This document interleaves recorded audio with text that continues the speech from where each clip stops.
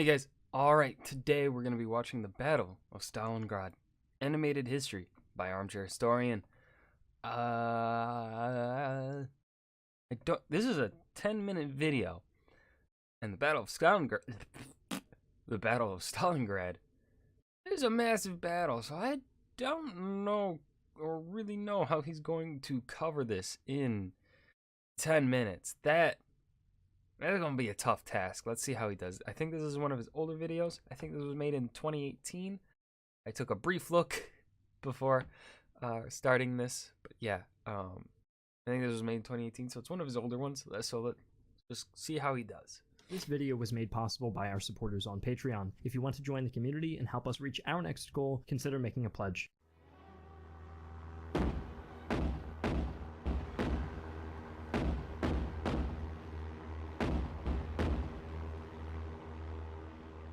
The average lifespan of a soldier in Stalingrad. Oh my god. Where is he recording this? That looks like it's being recorded in like a school with that wall. Because that's the wall of that's an American high school wall there. I remember those walls. That's what it looks like. Shit. Is that where he's recording it? Like in one of the empty like rooms after school or something? My god, he also looks a lot different. The way he's sitting doesn't seem like the current Armchair. This is a throwback. Was just 24 hours. The battle for the city that bore Stalin's name was one of the longest and most arduous of the Second World War. It is for that reason that most historians regard the battle as a turning point in the war. I'm Griffin Johnson, the Armchair Historian, and today, in addition to telling you about the battle itself, I'll be providing. He's also moving his hands a lot more than I think he does now.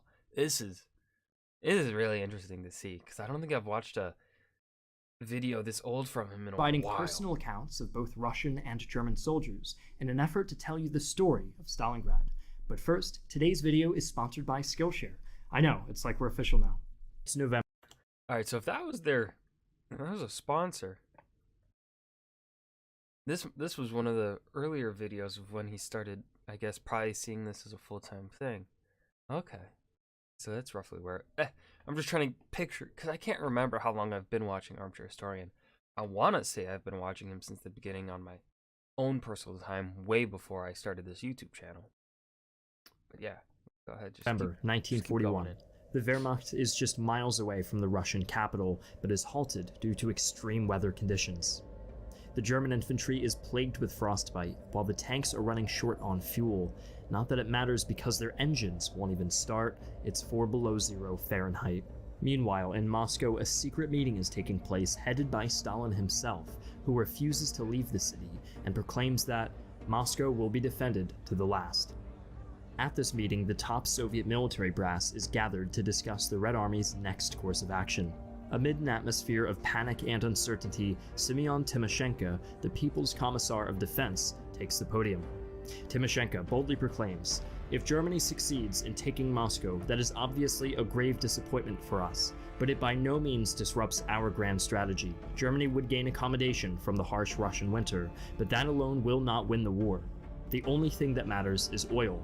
So we have to do all we can to make Germany increase her oil consumption and to keep the German armies out of the Caucasus." I mean, by this point, they were already pretty much out of oil, from my understanding. Like, they were already having immense oil issues, so Russia was doing the job. But I don't really think they needed to do much more to increase Germany's oil usage, because they were already running thin. Hitler acknowledged the scarcity of oil himself, reportedly saying, "To fight, we, the German people, must have oil for our machine." Thus, the decision was made by Hitler and his senior staff to divert the German army group south to secure both the Volga and the Caucasus. The plan would be called Case Blue and was meant to be a second blitzkrieg to break the stalemate of the Eastern Front. It called for the assembling of 1.3 million men and 1,500 aircraft. Jesus. The men that made up Army Group South were split into 2 detachments. Army Group A, which would swing around the city of Stalingrad and secure the oil field of Baku, and then converge onto Stalingrad from the south, while Army Group B Baku sounds like a thing from like Star Wars. B, which was made up of the German 6th Army, 4th Panzer Army, and Romanian and Italian allies, would march directly towards Stalingrad, the major Soviet industrial city. The Soviets had other plans. The oil fields of Mikop and Elista, which were on the way to Baku, were both set aflame by the Red Army. Grozny, meanwhile, also en route to Baku, was destroyed by the German Air Force, or Luftwaffe, instead of being captured due to the fierce Russian resistance and strained German supply lines. This would mean that Army Group B would be taking on Stalingrad alone and face severe logistical problems. Hitler's oil crisis persisted, but the battle for Stalingrad was only just beginning. The German Army Group B, spearheaded by the 6th Army under General Paulus, met resistance from the Soviets near the Don River. It took nearly a month for the 6th Army to assert control over the area that lay west of Stalingrad. The campaign was already shaping up to be slightly more costly for the Germans than expected. Definitely, yeah, their animation quality has definitely gone up too. Their art style is relatively the same, you know, like on the figures and on the tanks and whatnot. But the overall quality of their animation is significantly improved, which is something you want to see. This is a throwback. However, morale among the troops remained high as they waited for a victory and dreamt of either returning home or settling in Russian lands after the war ended. Wilhelm Hoffmann, a soldier at the time of the battle, wrote in his diary the following: "What great spaces the Soviets occupy, what rich fields there are to be had here after the war is over. Only let's get it over with quickly. I believe that the Fuhrer will carry the thing through to a successful end." If you haven't already, I suggest taking a look at my video, which goes through the majority of Wilhelm's diary in Stalingrad. With the German advance delayed, Soviet military officials in Stalingrad, headed by Choikov, had time to prepare for the desperate onslaught that was materializing.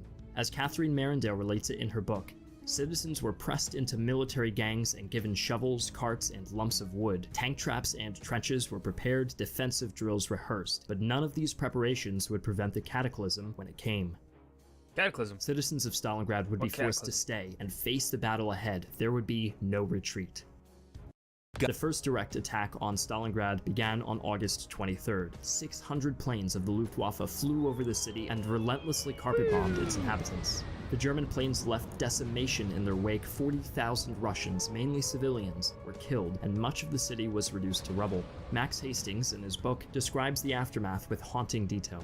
The street is no longer measured by meters but by corpses. Stalingrad is no longer a town. By day, it is an enormous cloud of burning, blinding smoke. It is a vast furnace lit by the reflection of the flames, and when night arrives, one of those scorching, howling, bleeding nights, the dogs plunge into the Volga and swim desperately to gain the other bank. The nights of Stalingrad are a terror for them. Animals flee this hell. The hardest stones cannot bear it for long. Only men endure. The Soviet forces took up positions in the central and northern parts of Stalingrad. As the German 6th Army encircled the city, a Russian soldier named Anton Dragon documented what life was like. Anton Dragon? That's a fucking badass name, dude. His last name is Dragon. Fucking hell, that's a badass name. For him as a lieutenant of the Red Army. The Germans had cut us off from our neighbors. The supply of ammunition had been cut off. Every bullet was worth its weight in gold. Every inch of the city was disputed as the Germans were forced to make their way through the city house by house, stairwell by stairwell. The Russians were told to practically hug the German advance to render German aircraft and artillery support useless. The Luftwaffe...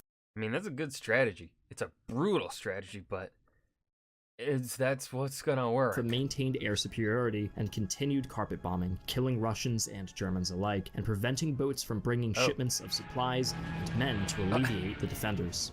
It is in the midst of this scene of chaos that we return to Dragon, who describes the dire state of the Soviets' position. As our numbers grew smaller, we shortened our lines of defense. We began to move back slowly towards the Volga, drawing the enemy after us, and the ground we occupied was invariably too small for the Germans to be able to easily use artillery and aircraft. During this retreat to the inner city, the Soviets were aided by artillery that was tactically positioned on the Volga's eastern bank. The feeling of growing frustration on the German side is aptly captured by Hoffmann's entry on the 22nd of September 1942. Our soldiers have never experienced such bitter fighting before. And on the Soviet side, Choikov, the commander of the 62nd Army, who maintained rigid discipline, shed light on a more desperate state of affairs. The heavy casualties, the constant retreat, the shortage of food and munitions, the difficulty of receiving reinforcements made many long to get across the Volga to escape the hell of Stalingrad. Choikov writes on another occasion, everyone saw a man in flames leap out of the trench, run right up to the German tank, and smash the bottle against the grill of the engine hatch. A second later, an enormous sheet of flame and smoke engulfed both the tank and the hero who had destroyed it. Acts like this prompted the Germans to express disbelief even in the air. A Luftwaffe pilot who had rained fire from the skies said, "I cannot understand how men survive such a hell, yet the Russians sit tight in the ruins and holes and cellars and a chaos of steel skeletons which used to be factories." As the infamous Russian winter set in, the tide of battle had turned. The Russians put Operation Uranus into action, planned by Chief of General Staff Georgy Zhukov and executed by a Polish-Soviet officer, Konstantin Rokossovsky. Their goal was to encircle the 6th Army and relieve Stalingrad's determined defenders. The operation began on November 19, 1942, and involved more than 1 million Red Army soldiers. Only 3 days after the operation had begun, the 6th Army was completely encircled and trapped in the city that they had besieged. Hitler did not consider retreat an option and gave orders for the Germans to hold their ground. The Soviets also gained air superiority by producing large amounts of aircraft and positioning anti-aircraft guns that prevented the Luftwaffe from being able to airdrop supplies and evacuate men. All right, so this is a we've gone over a lot of time now. This is a very, very brief video on the Battle of Stalingrad. Like, tell that from the beginning because it's only 10 minutes long. But yeah, this is a very brief Battle of Stalingrad. So I forgot what I was gonna say. Shit. But it's really interesting that, you know, they didn't pull back at all to secure the flank. Like, they were like, let's say that German army manages to take out the Russians that are on the interior of Stalingrad, right? The Germans managed to win that, but they're still surrounded. Like, what's the point of holding? You're still going to be surrounded. Even if you were to secure the interior of the city, now you're going to be in that same position that the Soviets had just been in, that you just beat. Like, it doesn't make sense why they wouldn't have pulled back when the Soviets started pushing. Like when the Soviets started making their advance.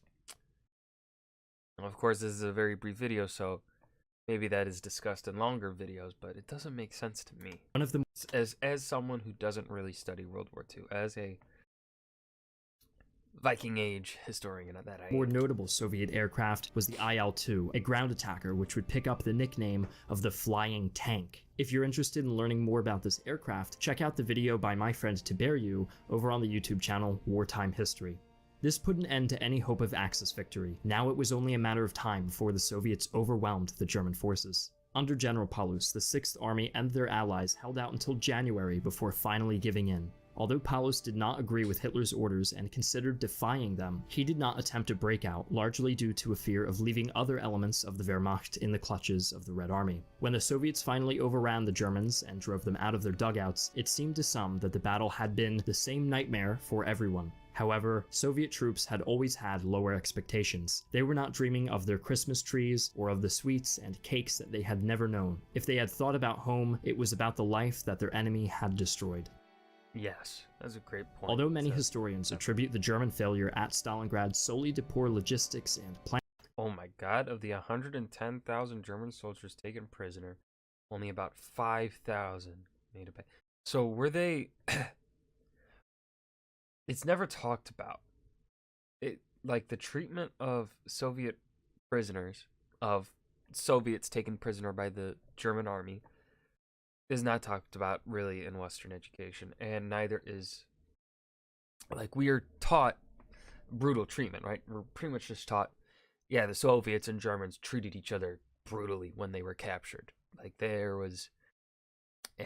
you did not want to be a Soviet getting captured by the Germans, and you did not want to be a German getting captured by the Soviets, because you had a very high likelihood of not making it home. So, were these 110,000 soldiers, or I guess 105,000 soldiers, were they just executed? Or were they just malnourished and treated so poorly as prisoners of war to where they just died like that? Or were they just beaten and executed? I don't know. I want to know.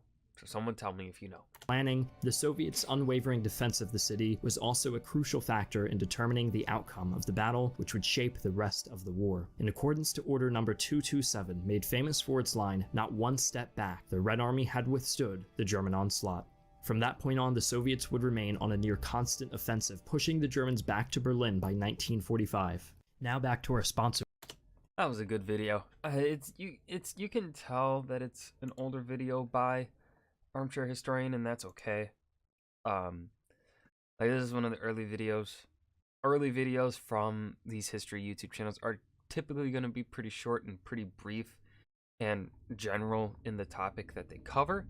What's impressive about this, because it's one of his earlier videos, though, is that he is making direct quotations from his sources, which is very cool. You don't really see that a lot. That's kind of one of the things that I've always liked about Armchair Historian. He pretty much always, at least in his videos, he will like always make at least one quote, it feels, of a source that he's using. Like a direct quotation, he puts it on the screen, blah blah blah. He cites the source on the screen. I like it. Someone in higher education, I like that. Because it's something that I have to do all the fucking time in your essays. You know, you have to always make those footnotes, and then you gotta put the bibliography at the end, blah blah blah. Chicago style sucks. Chicago style is actually pretty easy. I like it. But yeah, that was the Battle of Stalingrad, animated history by Armchair Historian. Let me know if you enjoyed the video. Leave a comment down below. Leave a suggestion down below, most importantly, for what you want to see me react to next. And I will see you guys next video. Peace.